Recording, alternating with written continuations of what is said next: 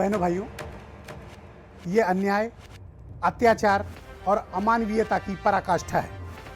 हाथरस की गुड़िया का जबरन अंतिम संस्कार पुलिस और प्रशासन ने कर दिया। घर के लोग अपनी बेटी को इज्जत के साथ विदा करना चाहते थे। उसकी मां हल्दी लगाकर उसको विदा करना चाहती थी, लेकिन पुलिस और प्रशासन का जालिमाना, अंग्रेजों से भी ज्यादा बदतरीन और अमानवीय व्यवहार देखिए कि रात में 12:45 पर गुड़िया की बॉडी को गांव लाया जाता है। 2 घंटे तक उनके परिवार को बंधक बनाकर रखा जाता है। पुलिस उनके घर को चारों तरफ से घेर कर रखती है। सैकड़ों की तादाद में वर्दीधारी और बूट से पूरा गांव कुचला जाता है। और 2 घंटे के बाद पुलिस और प्रशासन ने जबरदस्ती हाथरस की गुड़िया का अंतिम संस्कार कर दिया। परिवार की सहमति नहीं ली। परिवार के लोगों को बिटिया का चेहरा भी अंतिम बार नहीं देखने दिया। क्या किसी देश के लोकतांत्रिक देश में आप इस प्रकार के व्यवहार की कल्पना अपने ही नागरिकों के साथ कर सकते हैं? नहीं कर सकते। हिंदू सभ्यता का आज अपमान हुआ है बहनों भाइयों। हिंदुत्व का अपमान हुआ है बहनों भाइयों। आज हिंदू संस्कृति, हिंदू रीति, हिंदू रिवाज ये कहती है कि सूर्यास्त के बाद अंतिम संस्कार नहीं किया जाता। रात में 2:30 बजे गुड़िया का अंतिम संस्कार क्यों किया गया? इसका जवाब पुलिस प्रशासन और सरकार को उत्तर प्रदेश की देना पड़ेगा। पूरी हिंदू सभ्यता को कलंकित किया गया है। नारी अस्मिता को कलंकित किया गया है। 133 करोड़ के इस देश में नारी शक्ति का अपमान किया गया है। यह कोई सामान्य घटनाक्रम नहीं है। यह हमारे रीति रिवाजों का अपमान किया गया है। जिंदा थी तो उसके साथ क्या व्यवहार हुआ पूरे देश ने देखा। जानवरों की तरह नोचा गया।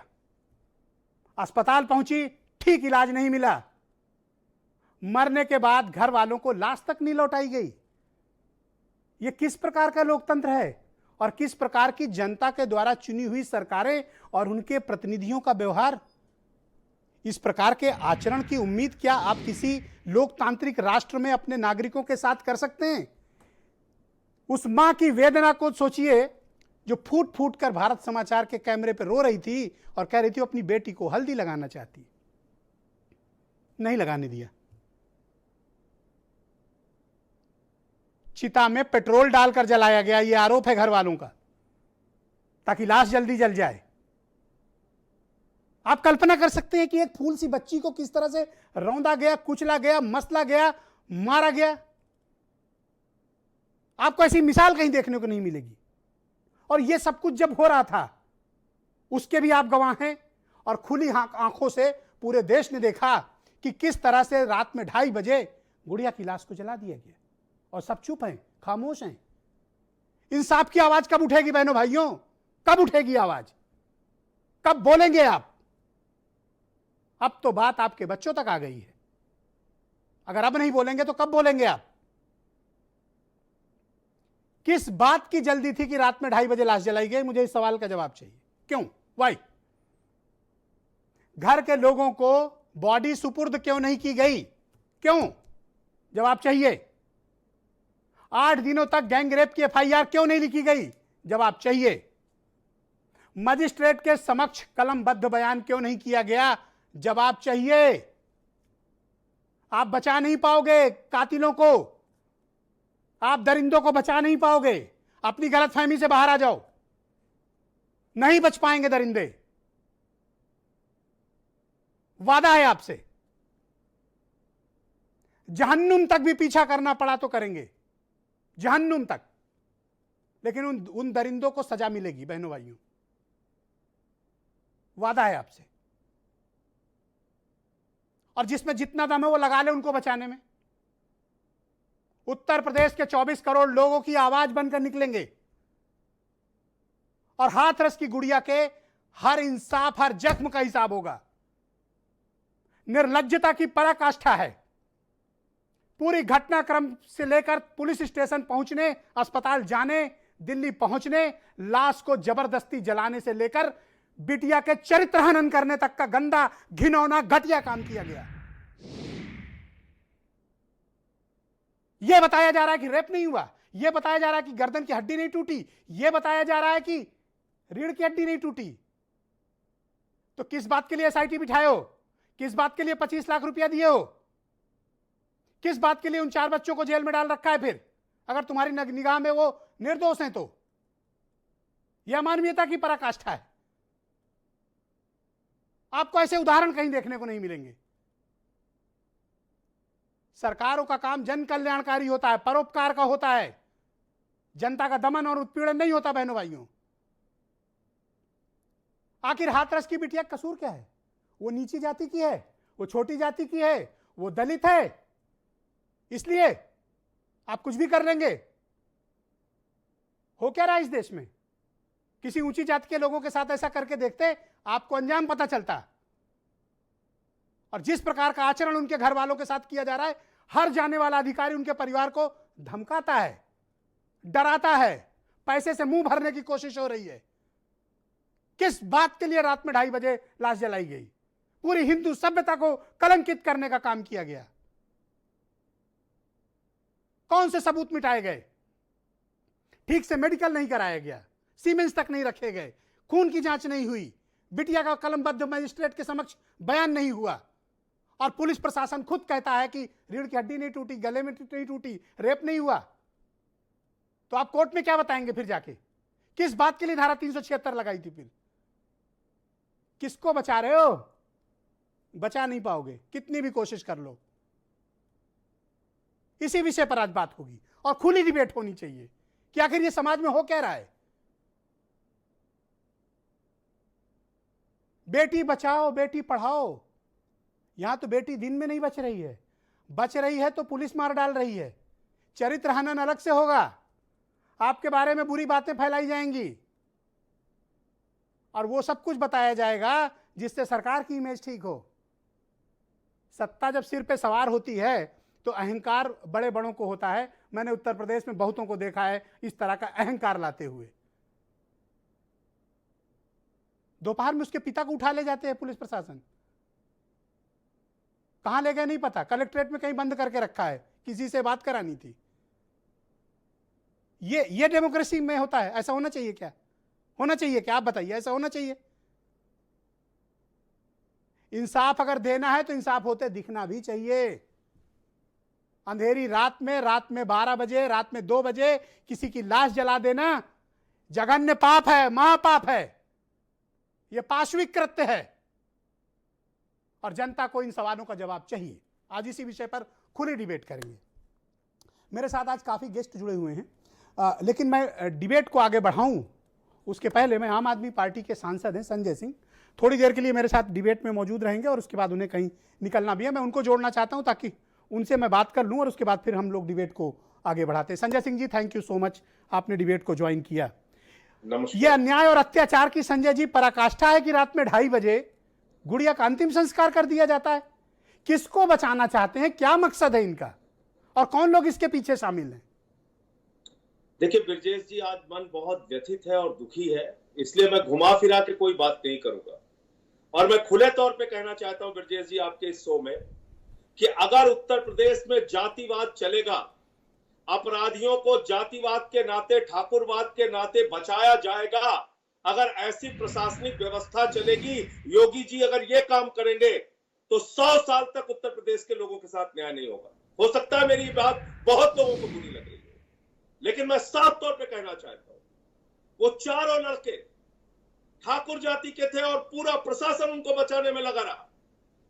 आप बताइए, उस बच्ची के साथ बलात्कार हुआ, बलात्कार होने के बाद उसके गले की हड्डी तोड़ दी गई, जीभ काट लिया गया, रीढ़ की हड्डी तोड़ ली गई। एफआईआर किसमें लिखी जाती है? एक आदमी के खिलाफ, एक अपराधी के खिलाफ एफआईआर लिखी जाती है। 8 दिन तक एफआईआर नहीं लिखी जाती। बाद में जब मीडिया में उसका हल्ला मचता है तो उसमें 3 लोगों को और जोड़ा जाता है। आपने पूछा बात की, रात में 2:30 बजे लाश क्यों जलाई गई? मैं कारण क्या है? बात कर लूं ब्रजेश जी, 1 मिनट का समय दीजिएगा, मैं पूरी बात कर लूं बस। उसके बाद उसमें उसका इलाज कराया जाता है अलीगढ़ में, इलाज ठीक से होता नहीं। जब मरणासन अवस्था में हो जाती है तो एम्स ले जाते हैं, एम्स में उसको बेड मिलता नहीं, सफदरजंग में उसकी एक दिन में मौत हो जाती है।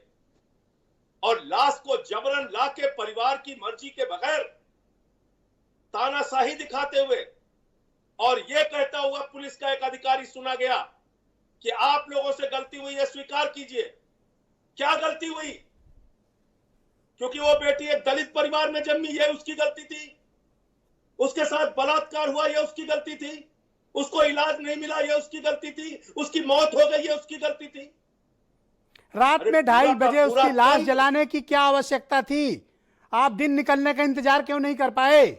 आपने पूछी ये बात? उन दरिंदों को योगी जी बचाना चाहते हैं जो ठाकुर जाति के हैं। मैं खुले तौर पे कहना चाहता हूं, मैं खुले तौर पे अपराधियों में आपने जाति कैसे खोज दी संजय जी? अपराधी अपराधी होता है, उसमें जाति नहीं होती। उत्तर प्रदेश में यही हो रहा है ब्रजेश जी, उत्तर प्रदेश में यही हो रहा है। अपराधी की जात देख के उसको बचाया जा रहा है। मुझे घृणा होती है ऐसी व्यवस्था से, ऐसी सरकार से नफरत आती है जो अपराधियों की, दरिंदों की, बलात्कारियों की भी जात देख के उसको बचाती है। क्यों नहीं 8 दिन तक कार्रवाई हुई? क्यों नहीं 8 दिन तक FIR लिखी गई? और साफ तौर पे इसमें योगी जी शामिल है, मैं कहना चाहता हूं। लेकिन आज तो उन्होंने SIT का गठन कर दिया, आप कह रहे हैं एक और SIT आ गई है, झुनझुना पकड़ा दिया SIT किससे पूछताछ करेगी? ब्रजेश जी, SIT योगी जी से पूछताछ करेगी क्या कि किसके कहने पर 8 दिन तक FIR नहीं हुई, किसके कहने पर रात में 2 बजे जबरन शव जलाया गया? ये आपको और हमको समझ नहीं है क्या? क्या ये ऊपर के बगैर निर्देश के संभव है क्या? तो इसलिए घुमा फिरा के बात करने की इस समय जरूरत नहीं है। इस समय पर एंड ऑफ द डे हम वहीं पर खड़े हैं संजय सिंह जी, न्याय के लिए। बिटिया को इंसाफ नहीं मिला, जिंदा थी तो नोचा गया, लाश तक नहीं सौंपी गई, अभी तक इंसाफ की कोई बात नहीं हुई, कोई बात नहीं हुई। आप मुझे बताइए ब्रजेश जी, अगर उसकी लाश जबरन जला दी गई तो उसकी हड्डी टूटी थी कि नहीं, जीभ कटी थी कि नहीं, रीढ़ की हड्डी टूटी थी कि नहीं, रेप हुआ था कि नहीं, ये कैसे प्रूफ होगा? क्योंकि उनका परिवार मांग कर रहा था कि इसका फिर से पोस्टमार्टम कराया जाए। क्या आपको लगता है कि यह सब कुछ सबूतों को मिटाने के लिए किया गया? सब कुछ सबूतों को मिटाने के लिए किया गया और उन दरिंदों को बचाने के लिए किया गया, और इसलिए किया गया कि वो ठाकुर जाति से आते हैं। मैं खुले तौर पे कहना चाहता हूं। आपने कभी सुना है देश में कि पेट्रोल डालकर किसी की लाश जलाई जाए? सुना है कहीं देश में? अरे आपने कभी सुना है इस तरह से कि इतनी बड़ी घटना के बाद पुलिस का अधिकारी जाके कहे कि तुम ही लोगों से गलती हुई है, स्वीकार करो? कभी सुना है आपने? आपने वो वीडियो देखा कि पुलिस का अधिकारी जाके कह रहा है कि तुम लोगों से गलती हुई है, स्वीकार कर लो? क्या गलती हुई है? तो आपको लगता है कि इंसाफ मिल पाएगा SIT वगैरह जो बनी है? कोई उम्मीद दिखती है आपको? कोई दूर दूर तक, मेरी बात फिर से मैं कह रहा हूं, बहुत लोगों को बुरी लगेगी, लेकिन कोई दूर दूर तक उम्मीद नहीं है कि इसमें इंसाफ मिलेगा। योगी जी की SIT योगी जी के खिलाफ जांच नहीं करेगी। इन दरिंदों को बचाया है योगी जी ने, योगी जी की सरकार ने। इसमें कभी भी इंसाफ की दूर दूर तक उम्मीद मत रखिए, कम से कम इस SIT से तो नहीं है। तो क्या किया जाना चाहिए फिर? इंसाफ मिले कैसे? कैसे इंसाफ मिले? जब पुलिस पहले ही कह दे रही है कि तुम लोगों से गलती हुई है, स्वीकार करो। जिसकी बेटी मारी गई, जिसकी बेटी के साथ गैंगरेप हुआ, जिसकी हड्डी तोड़ दी गई, जीभ काट दी गई, रीढ़ की हड्डी तोड़ दी गई, उसी से पुलिस कह रही है कि तुम गलती हो गई है तुमसे, तुम स्वीकार करो। क्या दलित होना गुनाह है? उत्तर प्रदेश में क्या दलित होना अपराध है? क्या गलती हो गई? अपराध दिख रहा है सामने ब्रजेश जी, सामने दिख रहा है। तो आप क्या करेंगे? आपको दिखा नहीं लखीमपुर खीरी में? आप क्या करेंगे? आपको क्या करेंगे? क्या आप खीरी में मैं गया था, आप क्या करेंगे? आप के साथ, दलित बच्ची के साथ बलात्कार हुआ, उसकी अब क्या करेंगे आप संजय सिंह जी? देखिए, मेरी जितनी ताकत और क्षमता है, मैं लड़ाई लड़ रहा हूं, अपने जान की जोखिम लगा के लड़ाई लड़ रहा हूं, और इनके हक में आवाज उठाता रहूंगा, चाहे देशद्रोह का मुकदमा लिख दे, चाहे फांसी पे चढ़ा दे। ऑल राइट, बहुत बहुत शुक्रिया। जो करना है मैं करूंगा। बहुत बहुत धन्यवाद, शुक्रिया आपका डिबेट में हमारे साथ जुड़ने के लिए, बहुत बहुत धन्यवाद। बहनों भाइयों, डिबेट को आगे बढ़ाते हैं। ये घटना भारत के लोकतांत्रिक इतिहास पर कलंक है, भारत की नारी अस्मिता पर कलंक है, भारत की नारी शक्ति के ऊपर जिस प्रकार से करारा और क्रूर प्रहार किया गया है हाथरस में, वो निश्चित तौर पर सदियों तक भुलाया नहीं जा सकेगा। ये एक बड़ा कलंक उत्तर प्रदेश के माथे पर लगा है। सबनम पांडे भारतीय जनता पार्टी से हैं, नाहिद लारी खान समाजवादी पार्टी से, नीलम यादव प्रदेश अध्यक्ष हैं आम आदमी पार्टी की, आराधना मिश्रा सीएलपी लीडर हैं कांग्रेस से, गुड़िया की मां थोड़ी देर में हमें ज्वाइन करेंगी, प्रीति पांडे जानी मानी सामाजिक कार्यकर्ता हैं, और बिमला बाथम जी थोड़ी देर में हमें ज्वाइन करेंगी, महिला आयोग की उत्तर प्रदेश की अध्यक्ष हैं। सबनम जी, आपका मन दुखी हुआ कि नहीं ये घटना देखकर? ब्रिजेश जी, ये पूछने की बात नहीं है। मैं भी एक बेटी भी हूँ, माँ भी हूँ, बहन भी हूँ, बहू भी हूँ।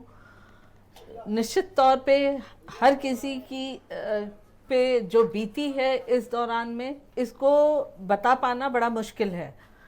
जिस तरीके से हमारे देश में या विश्व में बोला जाए महिलाओं के साथ जो प्रताड़ना होती है, इसको हम किसी एक क्षेत्र से रात में 2:30 बजे लाश जलवा देना ठीक बात है? निश्चित तौर पे ये सारी बातों का जवाब एसआईटी में जरूर मिलेगा, क्योंकि अफरा तफरी में जलाई गई हो, रात में जलाई गई हो या किसी भी वजह से जलाई गई हो। प्रधानमंत्री माननीय नरेंद्र मोदी जी ने इस पे चिंता व्यक्त करते हुए हमारे मुख्यमंत्री चिंता व्यक्त करके रात में 2:30 बजे लाश पुलिस ने जलवा दी। देखिए, पहले तो मुझे लगता है कि सबनम जी, आप तो बहुत सेंसिटिव और बड़े सीनियर हैं, पहले तो जनता से क्षमा मांगनी चाहिए आप लोगों को अपनी बात शुरू करने से पहले। जिस प्रकार का वातावरण क्रिएट किया गया वो क्षमा मांगने योग्य है। ब्रिजेश जी देखिए, इसमें माफी मांगनी चाहिए आप लोगों को। ब्रिजेश जी, एसआईटी की रिपोर्ट आ जाने दीजिए, क्योंकि कहीं से भी हमारे माननीय मुख्यमंत्री योगी आदित्यनाथ जी ने, वो तो हम देख रहे हैं 14 तारीख से मैडम, जो कुछ भी हो रहा है आप भी देख रही हैं। 14 तारीख आप भी बेटी हैं, आप भी माँ हैं, हम लोग भी देखते हैं, सब लोग देख रहे हैं, पूरा हिंदुस्तान देख रहा है। ऐसा कलंक उत्तर प्रदेश में आज तक नहीं लगा। 22 साल हो गया मुझे यहाँ काम करते हुए, ऐसा कलंक कभी नहीं लगा। नारी अस्मिता को ऐसी चोट कभी नहीं पहुंचाई गई जो आज पहुंचाई जा रही है। मैं आपको हाथरस लिए चलता हूं। गुड़िया की मां हमारे साथ जुड़ी हुई है लाइव में। माता जी, मैं आपको नमन करता हूं, प्रणाम करता हूं और आपकी बेटी को श्रद्धांजलि अर्पित करता हूं। और मैं बहुत शर्मिंदा हूं, बहुत दुखी हूं कि आपकी बेटी को न्याय नहीं मिला। मैं आपसे निवेदन करना चाहता हूं कि आप उत्तर प्रदेश के, देश के लोगों को बताएं कि कल रात जब डेड बॉडी पहुंची, लाश पहुंची, क्या हुआ।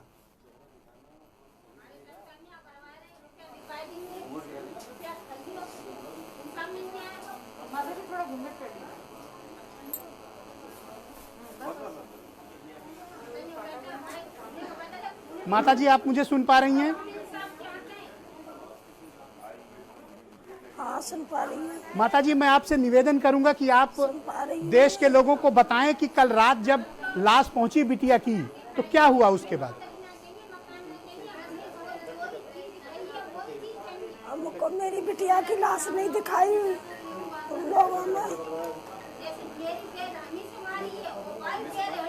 उन लोगों ने मेरी बिटिया की लाश नहीं दिखाई। आपने कहा उन चले गए। आपने क्या गुजारिश की थी उन लोगों से? हमने कहा मेरी बिटिया को लाश दिखा दो, दिखा दो, मेरी बिटिया की लाश दिखा दो। शमशान घाट लेके पहुंच गए, जो कह रहे तुमको देखना है तो वहीं चली जाओ, वहीं से देख लो जाके। क्या लाश को घर पे आने नहीं दिया गया?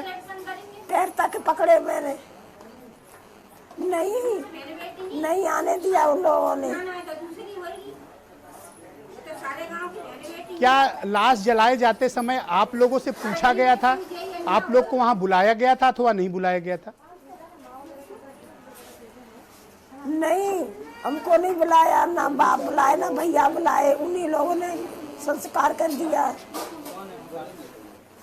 माता जी, आपने उनसे पूछा नहीं कि हिंदू रीति रिवाज में, हमारी बेटी कम, हिंदू रीति रिवाज में सूर्यास्त के बाद अंतिम संस्कार नहीं किया जाता? हमने कही मैंने रात के टाइम में हमारे जाना मट्टी लगती नहीं है, नहीं जल्दी करो लड़की।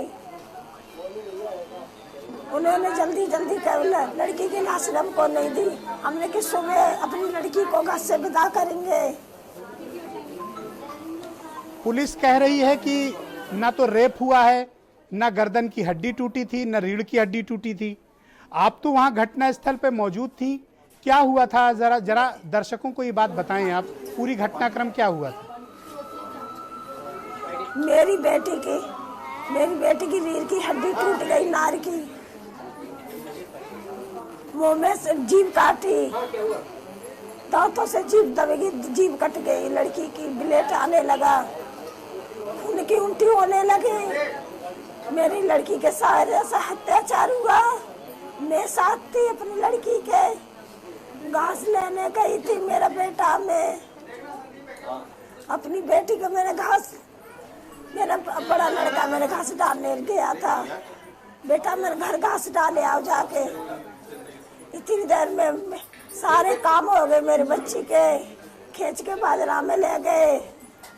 मैं घास काट रही थोड़ी दूर, मुझको फिर लड़की पता नहीं है, मेरी लड़की खींच ले गए चुन्नी में फांसी लगा के। आप लोग थाने पहुंचे तो क्या हुआ? बोलो क्या करना चाहिए?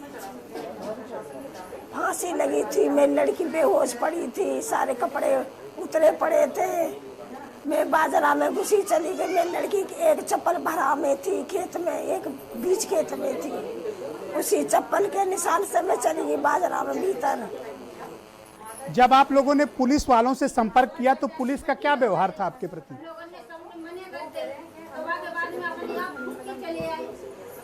उन्होंने तो कुछ नहीं बोला हमसे, जाओ यहाँ से जाओ। हमको हमने अपनी बॉडी की बोली थी, वो लोग बोले मारना पीटना शुरू किया, लात गाली देने शुरू किया उन लोगों ने हमारे साथ। लात मार रहे छर छर के, लाठी मार रहे छर छर के। ये कहीं ऐसा तरीका होता है? कहीं देखा है, कहीं सुना है तुमने?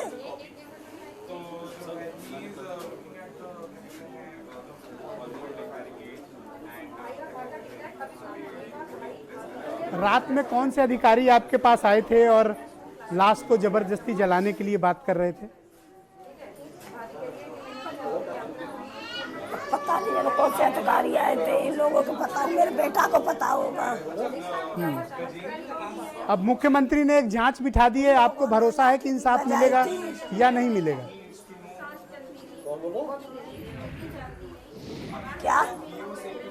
जिस तरह से पुलिस जांच कर रही है, आपको लगता है कि इंसाफ मिलेगा या नहीं मिलेगा? नहीं मिलेगा, इंसाफ नहीं मिलेगा। इंसाफ कैसे मिलेगा? जब मेरी बेटी की मट्टी नहीं मिली तो क्या इंसाफ मिलेगा मुझे? तो आप किस क्या तरह, इंसाफ मिलेगा? तो क्या आप किस तरह की जांच चाहती हैं कि इसकी जांच सीबीआई से कराई जाए, केंद्र सरकार कराए, मोदी जी इसकी जांच करवाएं? करा दो, करा दो। क्या आप चाहती हैं कि इसकी जांच सीबीआई से कराई जाए? ऐसा मुझसे बात तो हो नहीं रही है, मुझ पर ज्यादा बात नहीं हो रही, मेरा गला बैठा हुआ है जी। मेरी बहू से दो बात कर लो। धन्यवाद माता जी, मैं आपको प्रणाम करता हूं और आपकी बेटी के प्रति मैं अपने श्रद्धा सुमन अर्पित करता हूं। और दुख की इस घड़ी में ईश्वर आप लोग को और ताकत दें। इससे अधिक मैं आपके लिए क्या अपील कर सकता हूं? मैं खुद भी बहुत द्रवित, दुखी, और मेरी आंख में आंसू आ रहे हैं जब मैं आपसे बात कर रहा हूं, और मेरा मन बड़ा दुखी और उदास है जो कुछ भी आपकी बेटी के साथ हुआ है। निश्चित तौर पर उससे ज़्यादा अमानवीयता कुछ हो नहीं सकती है। मैं आपकी बेटी को श्रद्धा, हुआ मेरी बेटी के साथ ऐसा क्यों हुआ? मैं भी सरकार से यही सवाल पूछ रहा हूँ माता जी कि आपकी बेटी के साथ ऐसा क्यों हुआ। मैं आपका आभार प्रकट करता हूँ और धन्यवाद देता हूँ कि आपने टाइम निकालकर भारत समाचार के दर्शकों से बात की। बहुत बहुत धन्यवाद। गुड़िया की माता जी सीबीआई की जांच, केंद्र सरकार की जांच की मांग कर रही हैं। उनको उत्तर प्रदेश पुलिस या उत्तर प्रदेश की सरकार पर कतई भरोसा नहीं है और मैं उनकी बात से सहमत हूँ। आपने सुना उस माँ का दर्द। खाटी गांव के लोग हैं, इन्हें नहीं पता कि टेलीविज़न पर लाइव क्या होता है, एंकर क्या सवाल पूछ रहा है और क्या किस तरह से बात करनी चाहिए, इन्हें नहीं पता। बेचारे बड़े गरीब लोग हैं, पता नहीं इनके घर पे टीवी भी है होगा कि नहीं होगा। आपने इनकी बात सुनी, कह रहे जब मिट्टी नहीं मिली तो इंसाफ कहाँ से मिलेगा। इसे एक लाइन में ही सारा कुछ छिपा हुआ है, एक लाइन में, कि जब मिट्टी नहीं मिली तो इंसाफ कहाँ से मिलेगा। इससे बड़ी बात कोई माँ बोल सकती है क्या बहनों भाई? अगर अब भी आपकी आंख में आंसू नहीं आया, अभी भी आपकी सोच नहीं बदली, अभी भी आपने सरकारों से सवाल पूछना नहीं छोड़ा, तो जो हाल इस माता का हुआ है ना, किसी दिन हम और आप भी वहीं पर खड़े नजर आएंगे। आराधना मिश्रा मेरे साथ जुड़ी हुई हैं, सीएलपी लीडर हैं। मैडम, आपने अभी गुड़िया की माता जी की बात सुनी होगी। मेरा मन बड़ा उदास है, आंख में आंसू है। समझ नहीं पा रहा हूं कि मैं किस भाषा में उनसे पूछता। उनको सरकार पर भरोसा नहीं है, आपने भी सुना।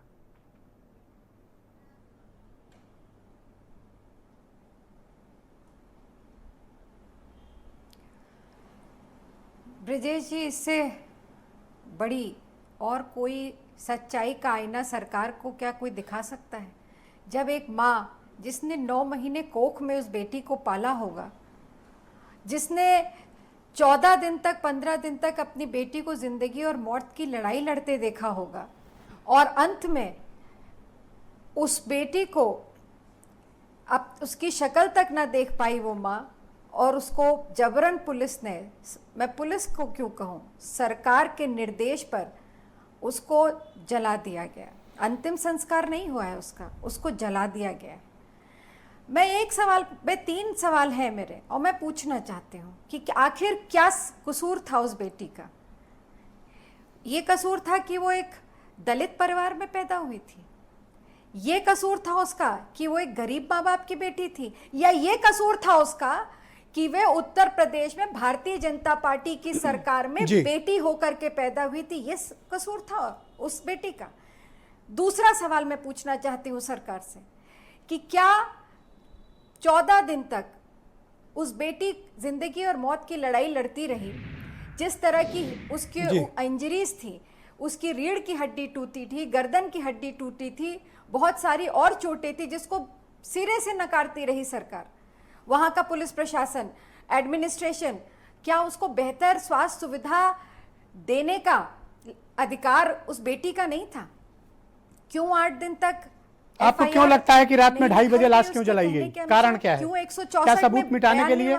और अंतिम सवाल मेरा यही है, मेरा अंतिम सवाल यही है ब्रिजेश जी, कि हिंदू धर्म में ये हिंदुत्व के जो ठेकेदार बन के बैठे हैं आज समाज में, सरकार में, मैं इनसे पूछना चाहती हूँ, क्या हिंदू धर्म में 2:30 बजे रात में एक अविवाहिता बेटी की इस तरह से लाश को जला दिया गया? उसके परिवार की सहमति के बिना 2:30 बजे जलाया गया।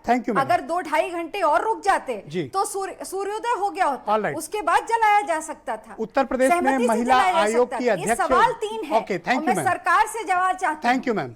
उत्तर प्रदेश में महिला आयोग की अध्यक्ष हैं बिमला बाथम जी। बिमला जी, बहुत धन्यवाद। यह अन्याय, अत्याचार और अमानवीयता की पराकाष्ठा है जो कुछ भी हाथरस में हुआ। मुझे लगता है कि आपको अपने पद से इस्तीफा दे देना चाहिए और देश से माफी मांगनी चाहिए। नहीं, पद से इस्तीफा देने से अगर काम बनता हो तो जरूर दे दें। आपको दे देना चाहिए, न्याय मिलता हो आपको इस्तीफा दे देना चाहिए। पद से इस्तीफा आपको महिला आयोग में अध्यक्ष पद से इस्तीफा दे देना चाहिए। चलिए, आपकी बात पे विचार करूंगी। अगर थोड़ा सा भी आपको नारी अस्मिता पर आपको लगता है तो आप निश्चित तौर पर अपने पद से इस्तीफा देकर महिलाओं के साथ खड़ी नजर आइए। नहीं, मैं आप आज भी महिलाओं के साथ ही खड़ी हूँ। मैं पूरी तरह से महिलाओं के साथ हूँ। और आयोग, आपको शायद नहीं जानकारी होगी, जब ये घटना घटी उसके बाद जब बच्ची यहाँ मेडिकल में अलीगढ़ में भर्ती हुई तो हमने तुरंत एक सदस्य को अपनी भेजा उसका हालचाल लेने के लिए। तो ये हालचाल लिया आपने कि उसको ठीक से ट्रीटमेंट नहीं दिला पाई? लड़की, आप मुझे बोलने दीजिए ना। फिर पता चला कि लड़की की हालत बहुत, सीएमओ से मिली और सारी रिपोर्ट हमें भेजी गई उसकी। पता चला कि लड़की की हालत बहुत ज्यादा खराब है और बचने की उम्मीद बहुत कम है। ये अगर काम पहले हो जाता, अगर उसका जो बाद में उसको भेजा गया सफदरजंग, अगर सफदरजंग पहले चली जाती तो मुझे लगता है ये काम तो आपकी सरकार ने किया। ये तो गलती आपकी सरकार की है। तो ये वहां पर इलाज नहीं, उसके जो जिस तरह से वो घायल थी, जिस तरह उसकी इंजरीज थी, उसको इलाज सही नहीं मिल पाया। कौन है? आप एक बात बताइए, इसके जिम्मेदारी किसकी तय की जाए मैडम? नहीं, उसकी जिम्मेदारी तो निश्चित रूप से जब सरकार है, सरकार पे होगी। तो आप महिला आयोग की अध्यक्ष हैं, मैं तो खुली चुनौती देता हूं, आप अपने पद से इस्तीफा दे दीजिए। नहीं, पद से इस्तीफा देने की बार बार आप बात कर रहे हैं, तो अभी दे दूं मैं? हाँ अभी दे दीजिए। आपके चैनल से चली जाऊं? हाँ ठीक है, फिर आप हमें बंद कर दीजिए। आप ही बंद कर दीजिए।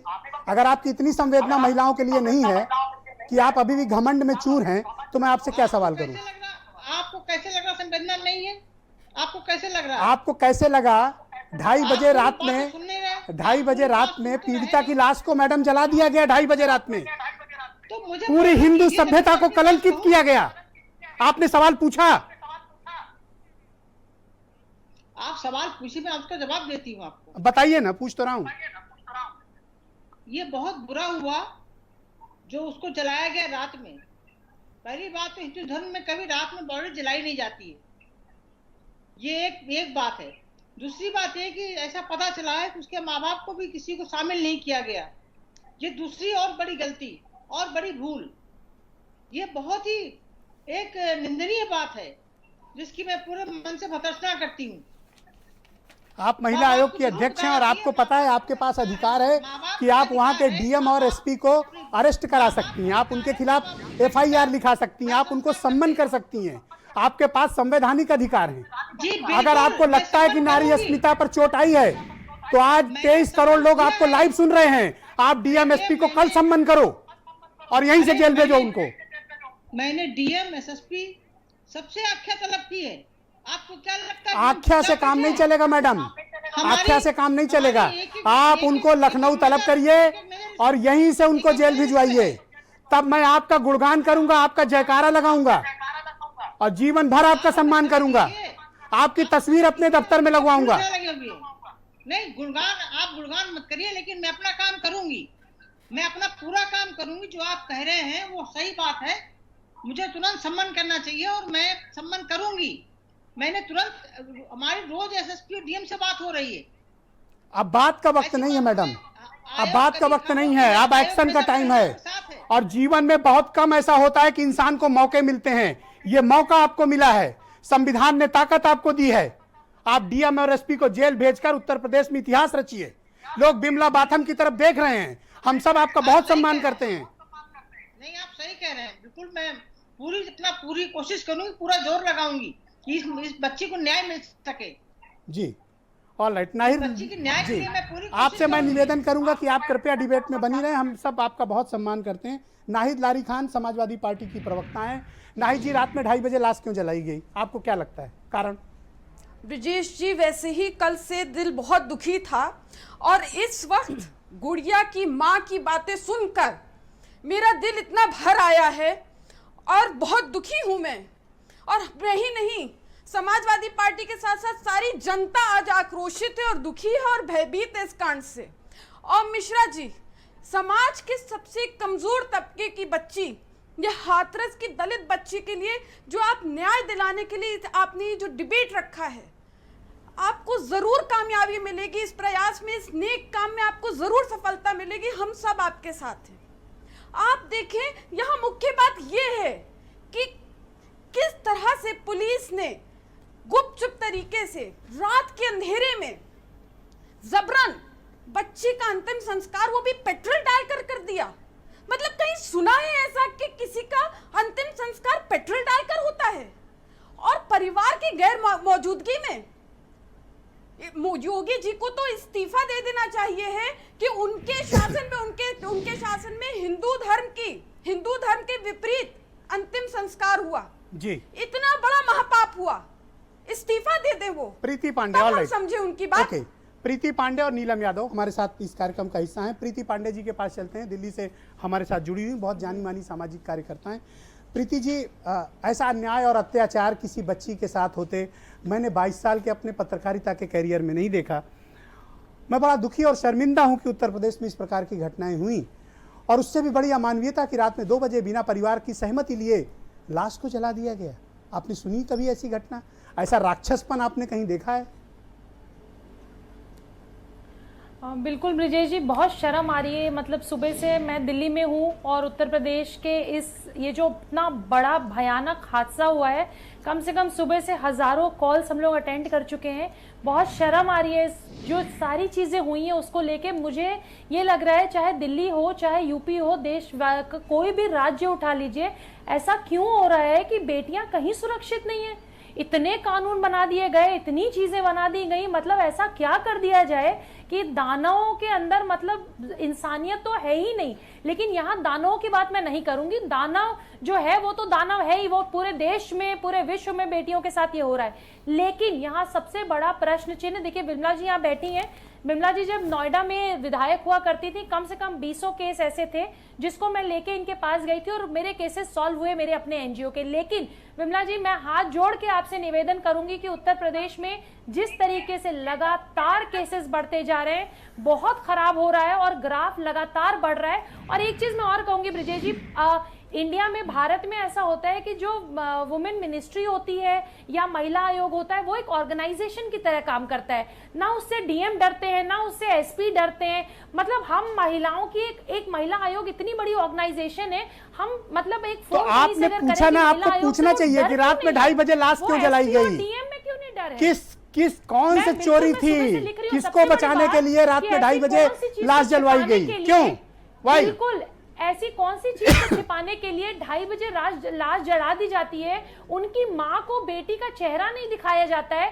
जितने अधिकारी, जितने डीएम, जितने एसपी, एसएसपी, सब के सब 24 घंटे के अंदर तलब किए जाए और सबकी नौकरियां खाए सरकार, तब मैं मानूंगी। देखिए, मैं योगी जी को बहुत इज्जत करती हूँ, मैं उत्तर प्रदेश से आती हूँ, मैं अपनी वहां जो सरकार है मैं उसकी इज्जत करती हूँ। लेकिन कोई भी बलात्कारी, आज वो उसके अंदर डर अगर नहीं है, सरेआम सड़क, अरे आप बलात्कार कह रही है, सरकार बलात्कार नहीं मानती, सरकार ये नहीं मानती कि रीढ़ की हड्डी टूटी, सरकार ये नहीं मानती है कि गर्दन की हड्डी टूटी, और फिर भी एसआईटी बिठा रहे हैं। जी, पूरी दुनिया देख रही है ना। उसकी माँ को, गुड़िया की माँ को उत्तर प्रदेश की सरकार और पुलिस पर भरोसा नहीं है, नहीं है। हम उस बेटी की माँ की बात मानेंगे, हम डीएम और एसपी की बात नहीं मानेंगे। वो जो जाके उसको घरों में डरा रहे हैं। Neelam Yadav, alright, thank you ma'am. किसी भी जाति धर्म का हो ना, ओके, आराधना जी मैं आऊंगा। ओके, ऑलराइट, नीलम यादव जी, जो कुछ भी घटनाक्रम हाथरस में हुआ है, ये स्तब्ध करने वाला है।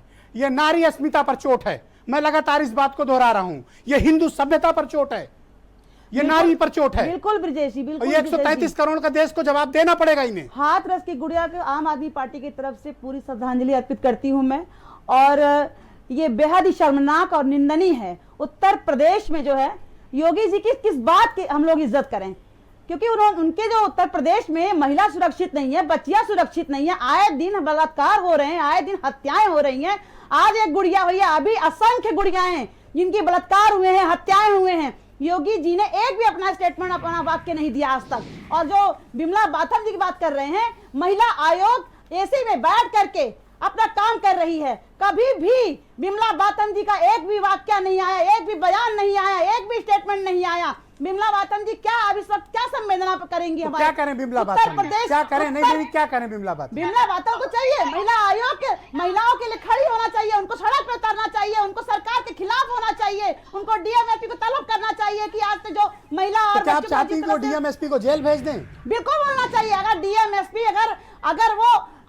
अगर वो बच्चियों का आबरू बचा नहीं पा रहे हैं नारी अस्मिता के साथ, जो अगर आप नीलम यादव अगर अध्यक्ष होती तो क्या करती हैं आप? मैं अध्यक्ष होती तो शायद ये डीएसपी, एसपी जितने भी लोग इस उसमें शामिल हैं, जिस तरह से बच्ची की जो लाश है वो 2:30 बजे रात को जला दी जाती है, और हिंदू धर्म में 2:30 बजे रात को लाश नहीं जलाई जाती है, क्या इन्हें इतनी लाश क्यों जलाई गई? कारण क्या है लाश जलाने का? 2:30 बजे लाश क्यों जलाई गई? ये तो योगी जी बताए ना, उनकी सरकार बताए, प्रशासन बताए क्यों जलाई गई, किस बात को छुपाने के लिए जलाई गई।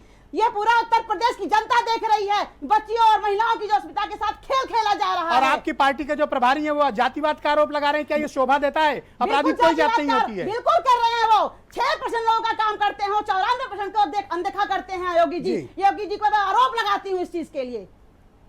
ऑलराइट, वीरेंद्र जी भी हमारे साथ इस डिबेट में शामिल हो चुके हैं। वीरेंद्र जी को लाया जाए स्क्रीन पे। वीरेंद्र जी, जो कुछ भी घटनाक्रम देखने को मिला है हाथरस में, ये बहुत स्तब्ध करता है, बहुत परेशान करता है, विचलित करता है, और ये बताता है कि सरकारें कितनी संवेदनहीन हो गई हैं। सरकारों का आचरण देखिए आप, इस तरह के उदाहरण देखने को नहीं मिलेंगे। ये नारी अस्मिता पर चोट है। ये उत्तर प्रदेश पे कलंक है, ये हमारे लिए शोक का दिन है। देखिए, निश्चित ही शोक का दिन है, क्योंकि हमारे देश में हम सदा शासक रहेंगे ये सोच हावी रही है, और अंग्रेजों ने भी इसी तरह से हमारे यहाँ शहीद आजम भगत सिंह, सुखदेव, राजगुरु को बिना अंतिम संस्कार किए जलाया था। आज एक बेटी हाथरस की इसी तरह जला दी गई तेल डालकर, आधी रात में अंधेरे में, सिर्फ इस डर से कि अगर उसका शव घर पहुंचेगा सुबह भीड़ लगेगी, जनता प्रदर्शन कर सकती है, और इससे बचने के लिए जिन अफसरों ने सलाह दी वो सरकार के लिए उल्टा पड़ गया। हैवानों ने जो कृत्य किया उसके आगे गिद्ध भी शर्मा जाएं, क्योंकि वो मुर्दों को नोचते हैं।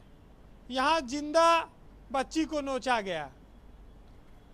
अब सबसे बड़ी बात यह है ब्रजेश जी कि जब हम पूरे देश में जय हिंद बोलते हैं तो आज इस हिंद के रहने वाले लोग जान लें कि उसकी जय कैसे बोली जाए, जब पूरा देश आज एक बच्ची की पीड़ा से करा रहा है।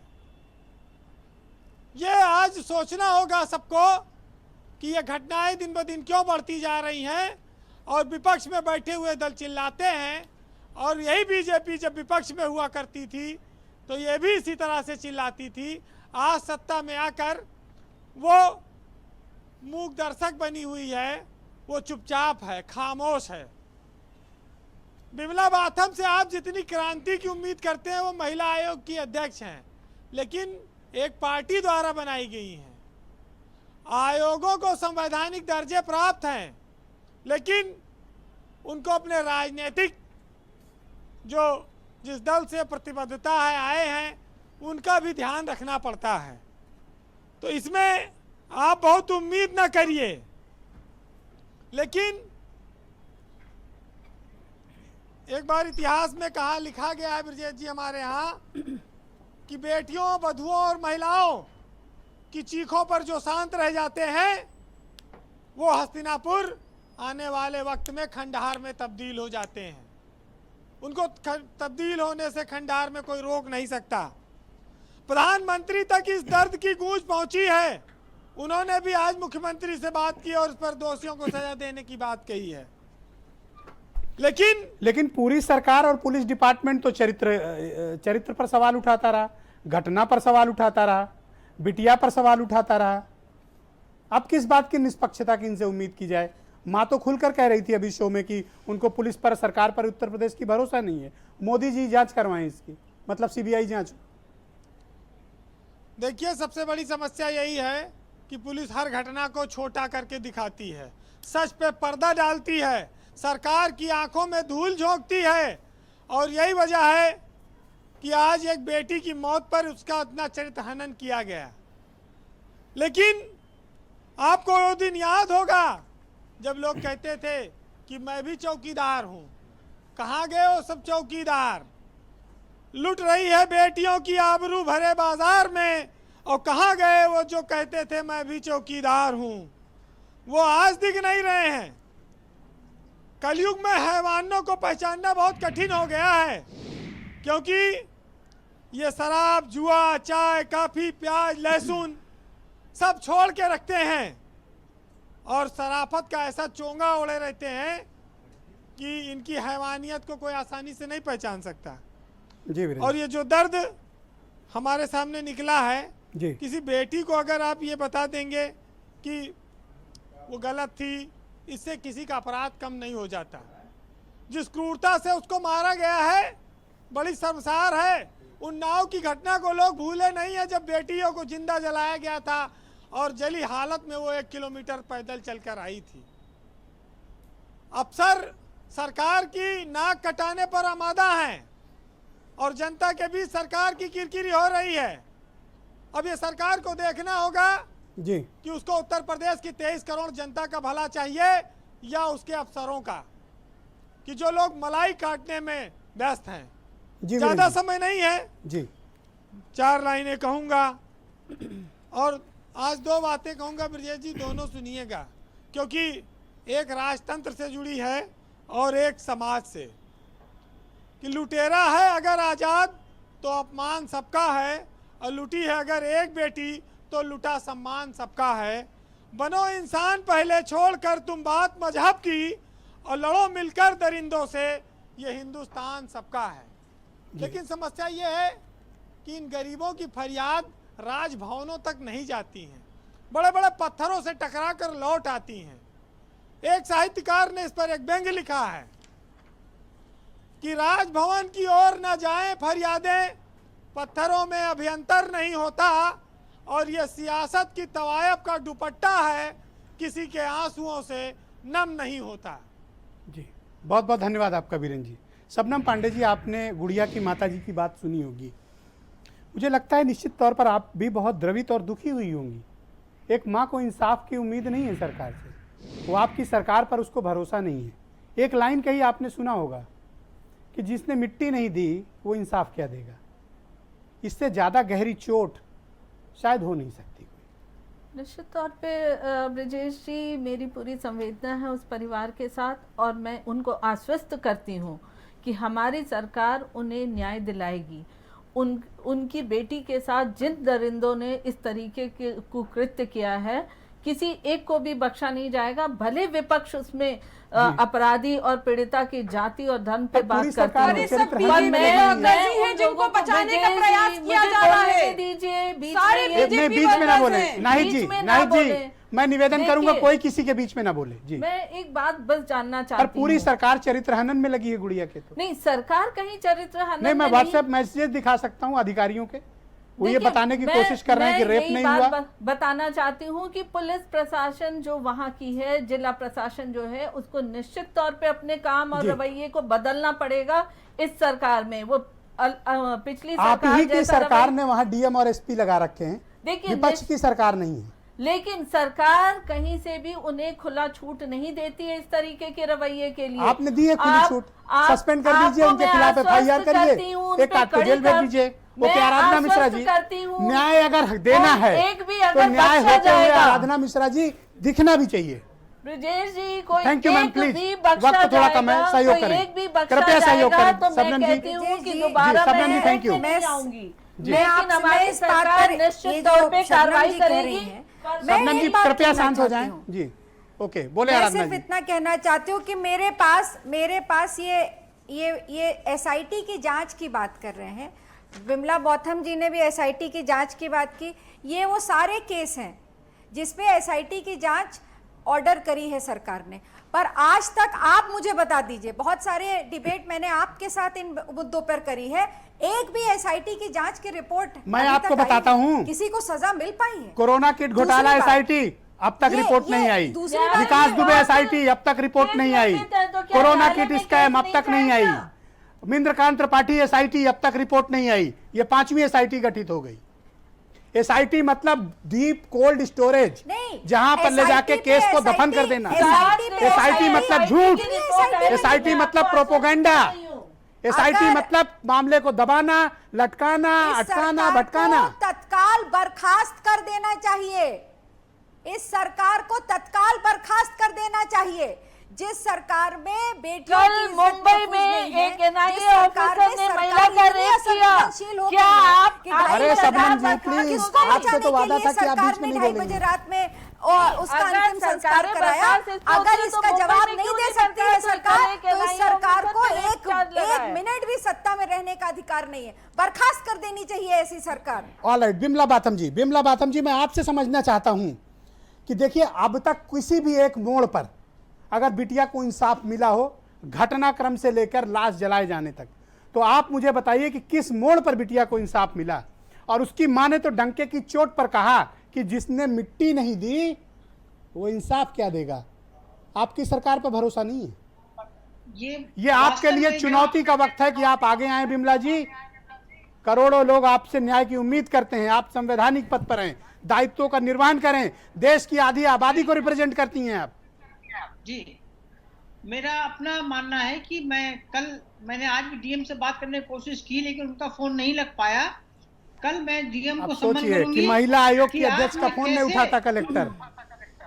ये कैसे? ओह माय गॉड, नहीं हो सकता उनके पास हमारा नंबर ना हो, तो इसलिए नहीं उठाया होगा उन्होंने। जो भी है, जैसा भी है, हमेशा ऐसा नहीं होता है।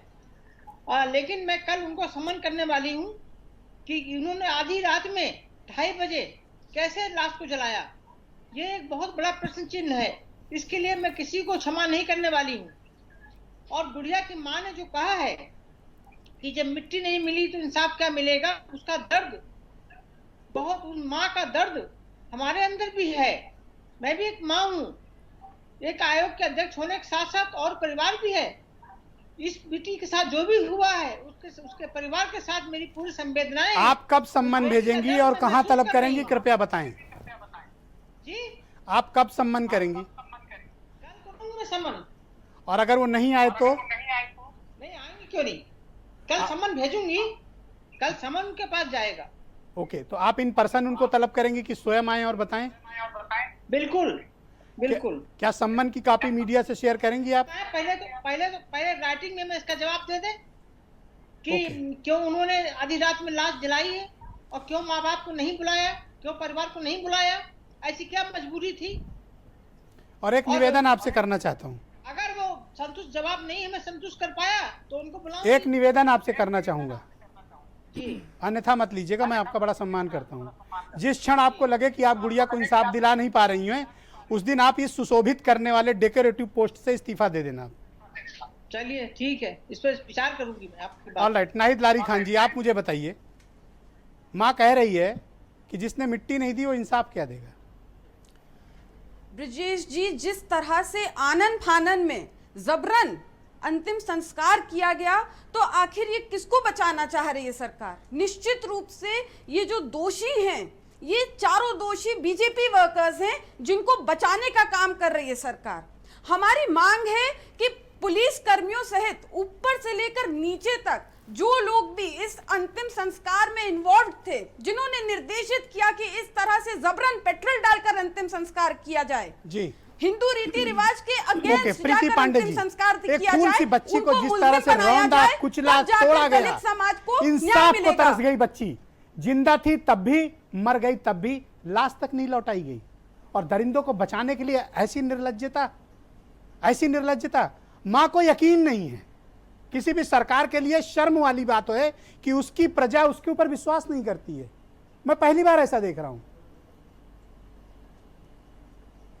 ब्रिजेश जी, ये जो घिनौना काम हुआ है, घिनौना शब्द भी मुझे छोटा लग रहा है और मुझे सच में समझ नहीं आ रहा है कि किस तरीके से इनको कंट्रोल किया जा सकता है। लेकिन एक चीज मैं कहूंगी कि योगी जी को एक स्ट्रिक्ट एक्शन के साथ साथ एक एग्जाम्पल सेटअप करने की महिला आयोग को बहुत जरूरत है, ताकि उत्तर प्रदेश में फिर कोई बेटी, फिर कोई गुड़िया, फिर कोई ट्विंकल शर्मा के साथ ये हादसा न हो। मतलब हम घरों में कूड़े को जिस तरीके से बाहर रख के जलाते हैं, जिस तरीके से किसी की बेटी को मतलब पेट्रोल डाल के जलाया गया है, दरिंदगी की पकड़, मतलब लिमिट क्रॉस कर ली इन लोगों ने। मुझे तो बिल्कुल आई एम स्पीचलेस। लेकिन मुझे, हम सब लोगों को न्याय तो उस बेटी के लिए चाहिए, और इन दरिंदों को, उन पुलिस वालों को, उन डीएम को, अधिकारी को, मैम आप सिर्फ तलब मत करिए। अगर आप इनकी हरकतों की वजह से इनकी नौकरी खाई जा सकती है तो आप अरे इनके पास इतने अधिकार हैं, महिला आयोग के अध्यक्ष के पास इतने अधिकार हैं कि अगर ये लखनऊ के पुलिस कमिश्नर को चिट्ठी लिखकर चाहें तो इसी घंटे एफआईआर लिखा सकती हैं। इनके पास इतने अधिकार हैं। मैं बाल आयोग की सदस्य रही हूँ। अपार अधिकार होते हैं सदस्य के पास, तो चेयरपर्सन के पास तो बहुत अधिकार होते हैं। आप देखी नहीं है, माँ को भरोसा नहीं है, माँ को भरोसा नहीं है। माँ को भरोसा कैसे होगा? माँ को भरोसा कैसे होगा? योगी सरकार में तो किसी भी माँ को भरोसा नहीं होगा। एसआईटी जांच करते हैं, एसआईटी बैठा देते हैं, दिन पर दिन चलता रहता है, वो डेट चलती रहती है। किसी को सजा मिली क्या आज तक? कोई फास्ट ट्रैक में सुनवाई हुई क्या आज तक? सीबीआई जांच की अगर मांग करती है तो क्यों नहीं मोदी जी सीबीआई जांच बैठाते हैं? तो आप चाहती हैं कि सीबीआई जांच हो? बिल्कुल सीबीआई जांच होनी चाहिए, बिल्कुल होनी चाहिए सीबीआई जांच। बिमला बाथम जी की बात का भरोसा है? नहीं, बिल्कुल भरोसा नहीं बिमला बाथम के उस पर, क्योंकि आज तक इतनी सारी बच्चियों भी, लखीमपुर में 2-3 दलित बच्चियों के साथ दुर्व्यवहार हुआ, जघन्य अपराध हुआ, हत्या हुई, बलात्कार हुआ। क्या बोला इन्होंने? बिमला बाथम ने कोई सम्मन भेजा पुलिस कर्मियों को कि ऐसा क्यों हो रहा है? अभी आप देखिए उन्नाव में कुछ साल पहले, 1-2 साल पहले की बात है, उन्नाव में बच्ची को जला दिया जाता है, उसके पूरे परिवार खत्म कर दिया जाता है। बिमला बाथम जी, मैं आपसे अपेक्षा करता हूं और उम्मीद करता हूं कि आप अपने वादे पर कायम रहेंगी। जी, बहुत बहुत धन्यवाद आपका। आप सभी का बहुत बहुत शुक्रिया, बहुत बहुत धन्यवाद। बहनों भाइयों, एक फूल सी बच्ची के साथ जिस प्रकार का अमानवीय राक्षसी पाशविक कृत्य हुआ है वो क्षमा के योग्य नहीं है और किसी सभ्य समाज का ये हिस्सा नहीं हो सकता। और जितनी निर्लज्जता के साथ इन दरिंदों को बचाने की कोशिश की जा रही है, वैसी बेशर्मी भी सदियों में देखने को मिलती है कि कोई कितना बेशर्म और निर्लज्ज हो सकता है कि ऐसे दरिंदों को बचाने के लिए भी आगे आ सकता है। पूरी हिंदू सभ्यता को कलंकित किया गया जब रात के अंधेरे में चुपचाप परिवार वालों को घर में बंद करके बेटी की लाश पेट्रोल डालकर जला दी गई। उत्तर प्रदेश क्या, देश में ऐसी निर्लज्जता का दूसरा कोई उदाहरण नहीं मिलेगा। अगर जब तक आरोपियों पर कार्रवाई नहीं होती तब तक ये मुहिम जारी रहेगी। इंसाफ मिलकर रहेगा, इंसाफ दिलाएंगे, क्योंकि बेटी की मां को उत्तर प्रदेश की सरकार और पुलिस पर कोई एतबार नहीं है। उनको मोदी जी पर एतबार है, उनको सीबीआई की जांच पर एतबार है।